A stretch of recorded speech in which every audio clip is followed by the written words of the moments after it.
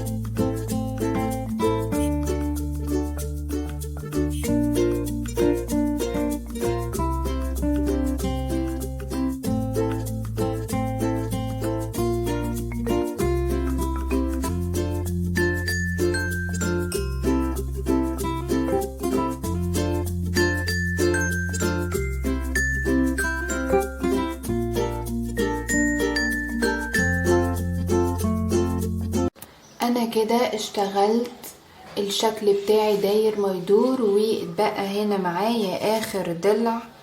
فالمفروض ان انا هحطه بالشكل ده كده، ولكن انا هشتغله الاول بشكل منفصل وبعد كده هبدأ اثبته في الجزء ده. انا قصيت جزء زي ما انتوا شايفين كده اهو. هبدأ اجيب عود الايس كريم، ومن ورا كده هحط الحلقة من تحت عود الايس كريم، تمام بالشكل ده. وهبدأ طرفين الخيط هبدأ ادخلهم من جوه الحلقة، وهسحب الخيط بالشكل ده كده، تمام. هجيب واحدة تانية اقصر شوية، وبنفس الطريقة بمسكها كده، تمام. ومن تحت احط الحلقة بتاعتي تحت، وبمسك طرفين الخيط، بدخل اول طرف اللي هو الطرف الطويل والطرف التاني، بشدهم هما الاتنين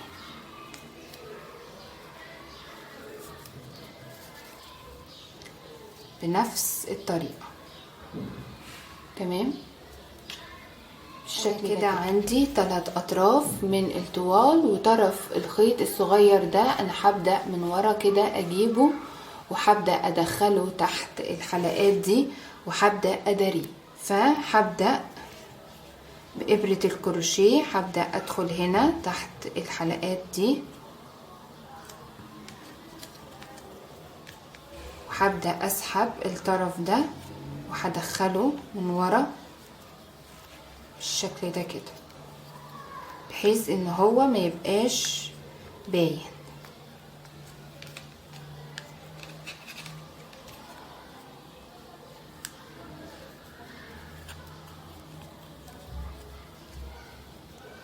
بالشكل ده كده احنا داريناه اهو تحت الغرز او تحت اللفات اللي احنا حاطينها، تمام اهو. طرف الخيط الزيادة ده بقى خلاص بالمقص، وهبدأ اقص.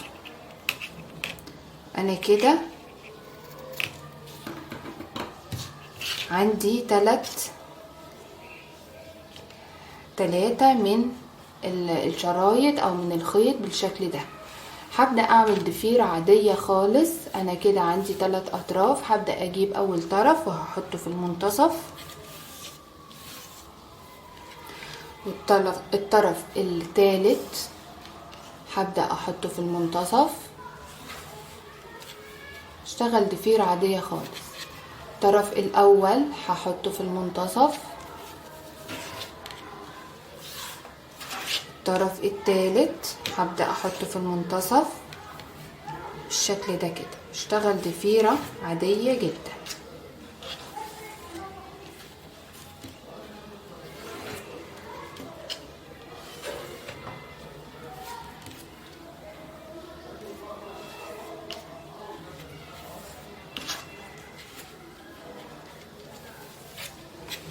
هكمل الضفيرة بتاعتي لحد لما بوصل للاخر.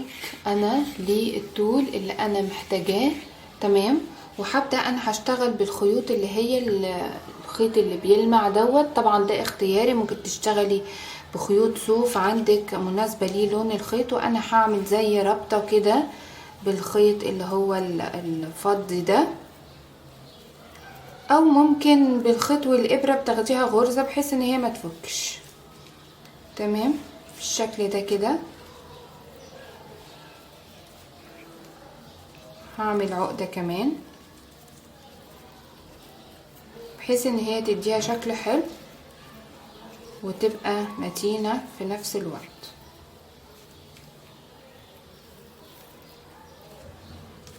تمام. بعد كده طرف الخيط هبدأ اقصه،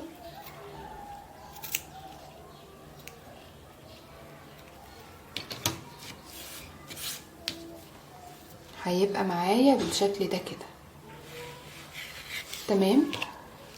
هستخدم شريط ستان باللون البينك. طبعا طريقة التزيين بأي حاجة متوفرة عندك في البيت. أنا شريط الستان اللي باللون البينك بيليق جدا مع اللون الرصاصي الفاتح، بينطقه بيديله شكل حلو.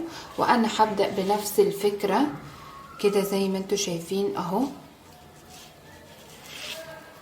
الحلقة بتاعتي هعملها من الناحية التانية اهو. هبدأ طرفين الخيط اعديهم من الحلقة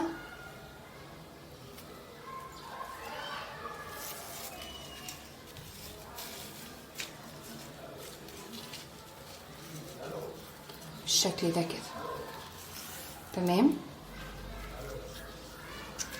هبدأ انا من تحت هساوي واقص الاطراف، وهستخدم الولاعة بحيث ان هي ما تنسلش، وهبدأ ألسع الأطراف بتاعتها بالولاعة بالشكل ده كده.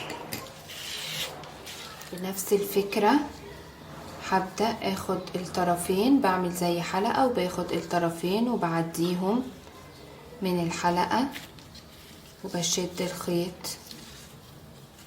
بالشكل ده كده. بشده كويس جدا، يعني مش بخليه مرخرخ، بشده كويس جدا بالشكل ده كده.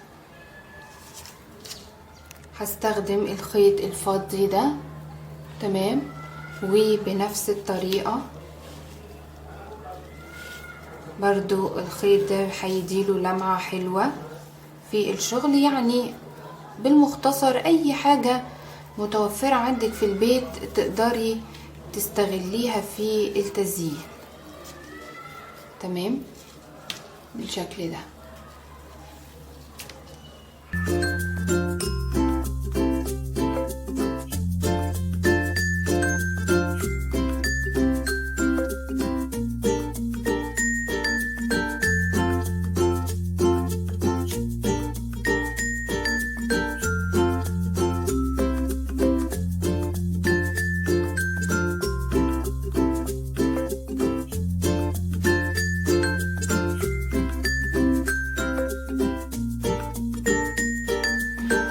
هستخدم في التزيين وردات الكروشيه والوردات الجاهزة، وكمان هستخدم حبات اللولي الحجم المتوسط.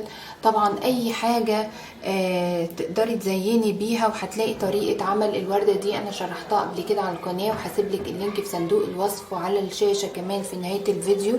وانا هبدأ بطريقة مبسطة، هبدأ بالمسدس الشمع وهبدأ اثبتها كده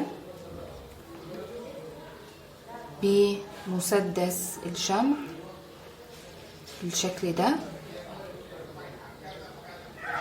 طبعا هداري الجزء اللي هو فيه فراغات ده بالورد بالشكل ده كده.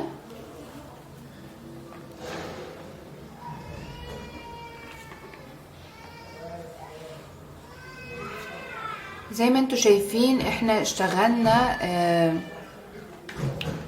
يعني تعليقة حلوة بدون اي تكلفة، بتشتغلي بالمتوافر عندك في البيت.